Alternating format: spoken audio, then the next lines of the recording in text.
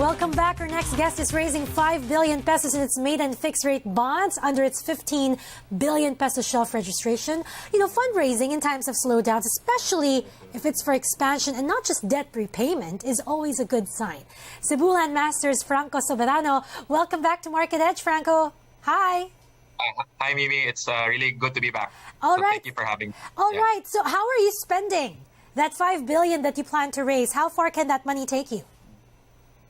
Well, all of that is really going into our capital expenditures. It's going into project development and none at all for any refinancing or debt repayment.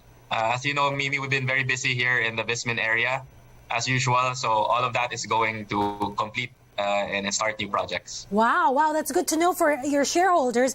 And when you look at your pipeline, you've got residential projects left and right, but you've also got some big ticket projects. You have the 22-hectare Davao Global Township, the 14-hectare Manresa Town in CDO, and the 100-hectare Minglanilla Techno Business Park, which is your first reclamation project in Minglanilla, Cebu. Why don't you walk us through this exciting pipeline that you have? Are you on track? So, yes. That's why I'd love to be on Market Edge more, but I'm on the field most of the time, and I'm on an airplane every few days. So we're very busy on the ground. Cebu Land Masters is all about the ground game. Thankfully, since we went IPO in 2017, we've really developed a good track record, completed several projects, and this allowed us to get into larger projects, as you mentioned. So we are now a township player. The Davao Global Township is really our showcase in Davao. It's a premier business district that we inaugurated just a few months ago. So we're now starting the initial components like residential, retail. And this is where we might give an outlier type of example. We sold 5 billion of residential units in Davao in only 1 month. Wow. So that was a record probably for our company. And it happened earlier this year in a time of rising inflation. And then we're having our Xavier University Ateneo de Cagayan collaboration, where we're building adjacent to the new university a Manresa Township. So it's going to be a very nice harmony between a campus and a campus town. Of course, our Minglanilla reclamation, we're at the tail end of our tendering process, and we hope to get that started soon.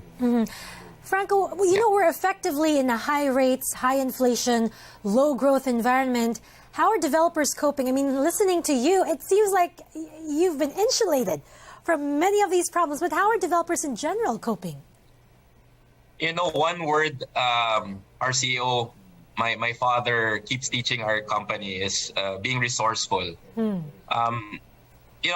What the situation in our region, there's really lacking supply. I want to give you some figures. In the entire of Cebu in the first half, Colliers reported that there were only 1,100 condo units launched. 1,100 for a city of 2 million people, and plus OFWs that are really remitting at their higher purchasing power. In Iloilo, there were only 300 new condo units launched in the first half. Can you imagine that? Bacolod, 900. What this tells us, and this is really our experience on the ground, there is really not enough supply. I think what helped us is we never stopped the last 2 years. We kept on pushing new projects in. These are well located, well priced. So these are first to market, and these are quality projects. So how would buyers manage it? In pre-selling, it's a 0% installment payment. So the pre-selling, the higher interest rates really don't affect the buyers now. So it's the buyers that are about to assume or get their units that and they have to take out home loans. But interestingly, I was checking with my team this morning. You can still get home loans for 3-year fixing at 5.5 to 6%, and even 5-year rates at 6.5 to 7. So these are still quite reasonable. When I took out my first home loan in 2010, I think I got it at 8.5%, and I thought I was the luckiest guy in the world. So there's really some, good gems I see in spite of course, this very difficult market. There are still really some good signs out there. And the good signs, what I can report. Yeah, and Franco, speaking of good signs, Cebu Land Masters has been reporting record earnings after record earnings. This year, you posted your highest ever first half net income at 1.6 billion.